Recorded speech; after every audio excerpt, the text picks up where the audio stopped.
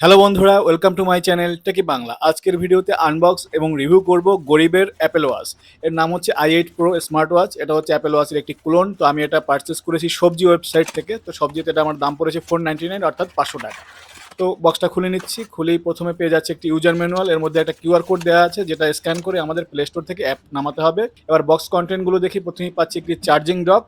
তো একটা USB wire রয়েছে আর একপাশে একটা চার্জিং ডক। তো ডকটা বেশ ভালো, বিল্ড কোয়ালিটি যথেষ্ট ভালো রয়েছে ডকটার। এরপর পাচ্ছি আমরা স্ট্র্যাপগুলো। তো স্ট্র্যাপের কোয়ালিটি অতটা ভালো মনে হয়নি, এখান থেকে কেমন পুরনো পুরনো মনে হচ্ছে, কিন্তু সফট আছে বেশ। এবারে চলো ঘড়িটা দেখে নেই। তো পেছনে এবং সামনে দুদিকেই প্লাস্টিকের র্যাপার লাগানো রয়েছে। তো পেছনের র্যাপারটা খুলি। ওয়াও, বিল্ড কোয়ালিটি দেখতে আসলেই সুন্দর লাগছে, মনে হচ্ছে পুরো গ্লাস বিল্ড। আর পেছনে দুটো চার্জিংয়ের জন্য পোর্ট রয়েছে আর সেন্সর রয়েছে। যদিও সেন্সরগুলো সম্ভবত আসল নয়। আর এখানে দুটো বাটন রয়েছে, একটা রোটারি বাটন এবং একটা নর্মাল বাটন। এখানে গ্রুপ রয়েছে আর এখানে একটা স্পিকার রয়েছে, এটা দিয়ে কিন্তু আমরা ব্লুটুথ কলিংও করতে পারবো। তো এবার আমি স্টাফ দুটো লাগিয়ে নিচ্ছি। মোটামুটি শক্ত, বাট স্টাফটা দেখো, স্টাফটা এখানে কেমন একটা দাগ দাগ রয়েছে, দেখে কেমন একটা ইউজড স্টাফ মনে হচ্ছে। তো বেসিক্যালি স্টাফের বিল্ড কোয়ালিটি অতটা ভালো না, তো আমি লাগিয়ে নিচ্ছি। বেশ ভালোই লাগছে লাগানোর পরে। তো এবারে এটাকে খুলে নিচ্ছি উপরের প্লাস্টিকটা।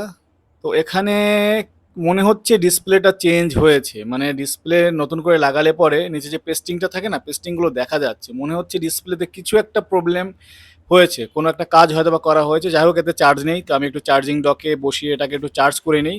তো চার্জ হচ্ছে, কিন্তু ডিসপ্লেটা ভালো মনে হচ্ছে না। তো যাই হোক, চার্জ করার পর এবার তোমাদের আমি দেখাচ্ছি। তো ডিসপ্লেটা হচ্ছে কি নোকিয়ার 2600, মানে অনেক আগের যে নোকিয়ার কালার ফোনগুলো ছিল, ওর মধ্যে যেরকম পিক্সেলগুলো পড়া যেত না, পিক্সেলগুলো যেরকম গোনা যেত, ঠিক ওরকম পিক্সেলগুলো বোঝা যাচ্ছে। তো আসলে আমার মনে হচ্ছে ডিসপ্লেটা চেঞ্জ করেছে, অরিজিনাল ডিসপ্লেটা আসেনি, কারণ আমি বেশ কয়েকজন ইউটিউবারের রিভিউ দেখেছি, ওখানে ভালোই ছিল মোটামুটি। তো অ্যাপেল ওয়াচের সব ফিচারই তোমরা এর মধ্যে পেয়ে যাবে। তো এখানে দেখতে পাচ্ছ আমরা ফোন ডায়াল করতে পারবো। তারপরে বেশ কয়েকটা ডকিং স্টাইল রয়েছে ভেতরের। আর তারপরে হার্ট রেট মাপতে পারবো। তো হার্ট রেট অন করলাম, পিছনে সেন্সর দিয়ে দেখছো লাইট জ্বলছে। তো এবার আমি টেস্ট করবো আসলে রিয়াল কি ফেক। তো চলো, আমি আমার এই যে ঘাসটা রয়েছে, ঘাসের মধ্যে দেখি কত দেখাচ্ছে। ঘাসের মধ্যে দেখতে পাচ্ছ 71 দেখাচ্ছে। এবার আমি আমার হাতে পরে তারপর দেখবো কত পাচ্ছে। তো এবারে দেখি হাতের মধ্যে কত শো করে। 79। তো বেসিক্যালি আমি এটা কয়েকবার টেস্ট করেছিলাম, ও 70 থেকে 80-র মধ্যে একটা না একটা রেজাল্ট ও দেখিয়ে দেবে। এছাড়া আমরা স্টেপ কাউন্টার পাচ্ছি। তারপরে আমরা মিউজিক প্লে পজ করতে পারবো। তো এবার চলো আমি অ্যাপ্লিকেশনটা নামিয়ে নিই। তো অ্যাপ্লিকেশনটার নাম হচ্ছে ফিট প্রো, প্লে স্টোরে চলে আসবে। এই যে ফিট প্রো, তো এটাকে আমি নামিয়ে ইনস্টল করে নিচ্ছি। ইনস্টল করার পরে এর ভিতরে কোনো স্পেসিফিক ফিচার আছে কিনা সেগুলো আমি দেখবো। তো সব রকমের পারমিশন অ্যালাউ করে দিতে হবে।